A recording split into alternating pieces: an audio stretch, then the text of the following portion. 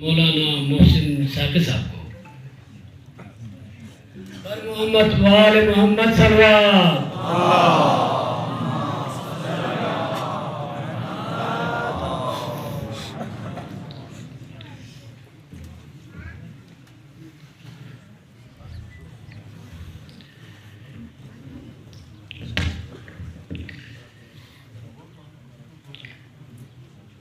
الحمد لله والأسماء الحسنى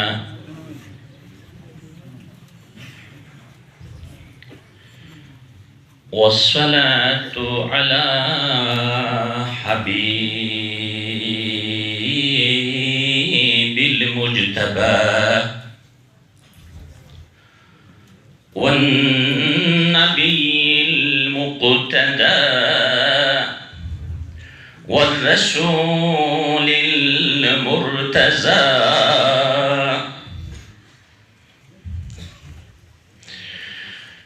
ومحمد المصطفى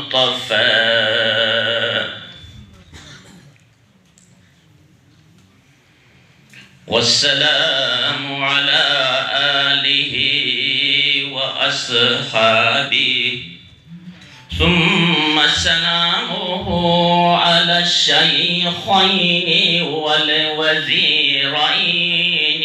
والسهرين وثم سلامه على الشهيدين ريحانتي الجنتين الحسن والحسين والزهراء البتول بنت الرسول سيدة نساء العالمين.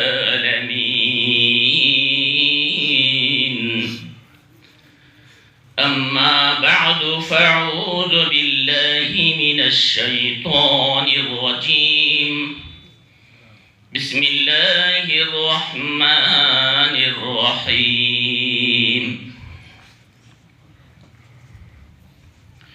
وأحسنوا إن الله يحب المحسنين. آمنت بالله صدق الله المولانا العلي العظيم.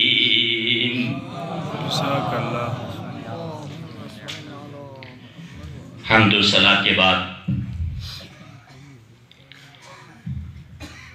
اللہ رب العزت کا فضل و احسان ہے جس نے اپنے محبوب صلی اللہ تعالی علیہ وآلہ وسلم کے نالے نپا کے تصدق سے 31ویں بار کی اس اہم ترین مجلس و محفل میں جس کے داعی الی الخیر محترم المقام جناب میر محمد اسلم سحر صاحب خصوصیت کے ساتھ اور تمام سامعین عمومیت کے ساتھ شامل ہیں، بسط ادب و احترام اور صمیم قلب کے ساتھ شکر گزاری بجا لاتے ہوئے اس انعام و اکرام پر اور اس فضل و احسان پر جملہ علماء و مشائخ، سادات عظام اور سامعین ذوال احترام کا میں شکریہ ادا کرتا ہوں۔ آج حسن محفل کے لیے جو انتخاب آیت مبارکہ کی شکل میں اختیار کرتے ہوئے آپ کی مبارک سماعت تک تلاوت کرنے کی سعی کی ہے۔ اللہ رب العزت نے فرمایا وَأَحْسِنُوا، حکم دیا گیا، اور علماء یہاں موجود ہیں، اور خاص کر میری تو غالباً 30ویں حاضری لگ رہی ہے ایک منہا کرنے کے بعد، لیکن میری 30 حاضری پر مفتی سید محمد عبداللہ صاحب کی 3 حاضری باری ہے۔ میں اپنے 30 کو ان سادات عظام کے نام نظر کر دیتا ہوں۔ سبحان اللہ۔ اور نہ صرف گوڈری شریف کے یہ حضرت ہمارے درمیان موجود ہے، اور چند لمحات کے بعد جناب سید ضیاء اللہ شاہ بخاری بھی تشریف رکھیں گے، اور ان 3 اور 33 کی تسبیح کے ساتھ اور تشبیہ کے ساتھ یہ عرض کرتے ہوئے آگے بڑھوں گا، اور یہ استعارہ قرآن سے لینے کی کوشش کرتے ہوئے سماعت تک کچھ باتیں پہنچانے کی کوشش کروں گا، اور دعا لوں گا قبل اس کے کہ میں موضوع کی طرف بڑھوں۔ اللہ رب العزت مجھے آج کے اس عنوان پر مختصر ماقل وما دل کہ جس سے اسلم سحر صاحب پر میرے وقت کا بوجھ کم پڑے، اللہ تعالیٰ بیان کرنے کی توفیق عطا فرمائیں۔ یہ جو لفظ حسن ہے، حسنا ہے، حسنات ہے، احسان ہے، حسن ہے، حسین ہے، محسن ہے، ان تمام کے مساجد قرآن میں موجود ہے۔ اور یہ جو خوبصورت جملہ فرمایا نا جناب مصطفیٰ صلی اللہ تعالی علیہ وآلہ وسلم نے، القرآن مع علی وعلی مع القرآن، اور کتنے لطف کی بات ہوگی کہ آج صاحب قرآن احمد مصطفیٰ کی ان ساعت و مہینوں کے ساتھ ایک حسین گلدستہ جناب سحر صاحب کو اس حوالے سے مبارکباد دینا چاہتا ہوں کہ آج ربیع الاول میں جہاں سیرت النبی کا بیان ہونا تھا، وہاں شہادت امام حسین کا تذکرہ کیا جا رہا ہے۔ اور بات سمجھا دوں آپ کو، یوں تو ہر عاشق اپنے عشق کے معیار اور مقدار کے حوالے سے بات کرتا ہے، اور عشق کا جو معنی کیا نا اہل لغت نے، نارن، العشق نارن یحترق، عشق اس سما کا نام ہے جو انسان کے دل کو جلا دیتا ہے۔ اس لیے ابا نے کہا کہ عشق خود سکھاتا ہے حکمت عالی، نقد دل کسے دینا اور بار سر کہاں رکھ لینا۔ تو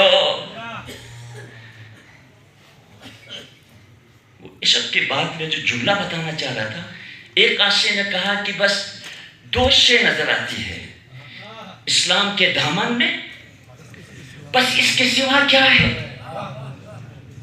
ایک درب ید اللہ جناب عبداللہ صاحب اور معزز علماء کرام، جب تک مسلمانوں نے جہاد کو جہاد کے عنوان پر رکھا، نہ سحریوں کی طاقت، نہ یہودیوں کی طاقت، نہ کسی اور شیطانی قوتوں کی طاقت، لیکن جب سے ہم نے ضرب ید اللہ کو فضیلتوں پر محمول کرنے کے سوا اس کو بطور ہتھیار استعمال نہیں کیا، تو اسلام کی یہ شکل جو حماس میں جا کے دیکھیں، جو غزہ کی کیفیتوں میں جا کے دیکھیں،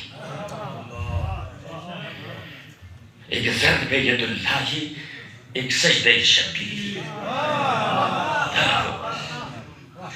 بس اس سجدے کی تیاری کے لیے میں یہ عرض کرنا دینا چاہتا تھا کہ اسلام میں 2 حقیقتیں انمول ہیں، ایک سیرت النبی کا باب ہے، اور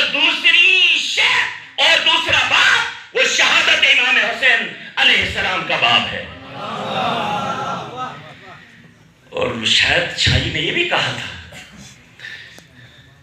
عشق کے دو حصے ہیں، عشق دو باب است یک حسین رقم کر دیگر زینب پوچھتا. ایک بات کو حسین نے نہیں ڈالا، لیکن میرے مصطفیٰ صلی اللہ تعالیٰ علیہ وآلہ وسلم جامع صفات والکمالات ہیں. حسن سید بیزاداری، دم یوسف حسن سید بیزاداری، اور ہوا ہماداری تو تنہا داری. دنیا کے تمام حسن کا مجتمع نبی پاک صلی اللہ تعالیٰ علیہ وآلہ وسلم کی ذات بابرکت ہونا یہ قرآن کا اصول تھا. اس لیے کہ قرآن نے کہا لقد کان لکم فی رسول اللہ اسوۃ حسنہ، رسول اللہ کی ذات گرامی میں تمہارے لیے حسین نمونہ ہے.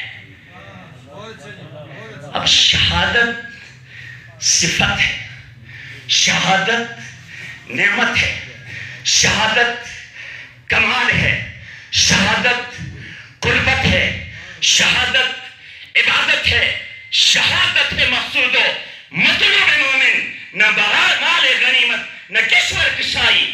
لہذا میرے مصطفیٰ صلی اللہ تعالی علیہ وآلہ وسلم کی ذات بابرکت میں اگر کوئی باب آپ کی حیات مبارکہ میں حکمت الہی کے تحت نہیں لکھا گیا تھا تو وہ باب شہادت ہے. نبی شہید نہیں ہوئے، نبی شاہد ضرور ہے. میرا نبی شاہد ہے. آج کا یہ مجمع مصطفیٰ مشاہدہ کر رہا ہے. رسول اللہ اس بزم میں تشریف لاتے ہیں مگر دل کے اندم کو نظر آیا نہیں. اس کے لیے بصارت نہیں، اس کے لیے بصیرت چاہیے. تو آقا صلی اللہ تعالی علیہ وآلہ وسلم کی اس نیت شہادت کی تکمیل کے لیے اللہ رب العزت نے اپنے نواسوں کو چنوائے اور نبی پاک صلی اللہ تعالی علیہ وآلہ وسلم نے اپنے دونوں بیٹوں کے قلب و جسم اطہر پر شہادت کی وہ زینت، شہادت کا وہ زیور، شہادت کا وہ تمغہ، شہادت کا وہ کمال سجانا چاہتا تھا کہ چنانچہ نبی پاک صلی اللہ تعالی علیہ وآلہ وسلم کی شہادت کی تکمیل کے لیے حسن حسن اور حسن حسین پیدا ہو گئے ہیں. اس لیے قرآن نے ایک حکم اس انداز میں دیا، نیکی کرنی ہے، شہادت میں جان قربان کرنی ہے تو شہادت کے مناظر یہ ہے وَأَحْسِنُوا، نیکی کو نیکی سمجھ کر اس کی تمام تر خوبیوں کے ساتھ بجا لایا کرو. ان اللہ یحب المحسنین، اللہ رب العزت اگر پسند فرماتا ہے تو اہل احسان، صاحب احسان کو پسند کر دیتا ہے. برادران ذوی الاحترام، چونکہ اس عظیم الشان پروگرام کے 30+1 سال مکمل ہو گیا ہے تو ہم نے بھی صرف اور صرف 30 مارخان بن کے یہاں سے نہیں جانا. ہمیں کچھ نکات، 30 نکات اپنے پلے سے باندھ کے جانا ہے. اور میں جو کنکلوژن دے رہا ہوں ان 30 مجالس و محافل کے ذریعے سے امت مسلمہ کے اندر جو انتشار تھا، جو اختلاف تھا، خاص طور پر پاکستان، پھر پاکستان میں گلگت بلتستان، میں خراج تحسین پیش کرتا ہوں کہ اس پروگرام کے بعد الحمدللہ والمنہ یہاں پر امن عامہ کا اور مذہبی فرقہ وارانہ ہم آہنگی کا ایک بہترین سما پیدا ہو گیا ہے. میں نے آج اس سلسلے میں ایک حدیث مبارکہ آپ کی خدمت میں پیش کرنے کے لیے لے کر آیا ہے.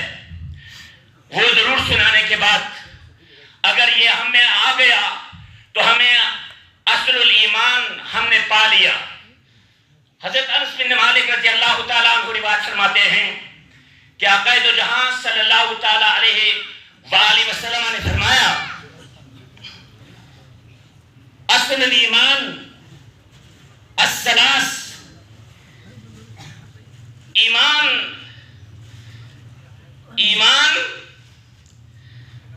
تین چیزوں سے تعلق رکھتا ہے. ہم سب اہل ایمان ہیں اور ہمیں مومن کہتے ہیں. اور جیسے کہ فرمایا گیا ہے حسین نے سلام اور اسلام سکھایا ہے، سلام اور اسلام سکھایا ہے. تو میں یہاں پر احسان اور ایمان کی بات کر کے اپنی گفتگو کو سمیٹ رہا ہوں. اصل الایمان فی ثلاثن یا ثلاثن فی اصل الایمان، ایمان تین چیزوں سے تعلق رکھتا ہے.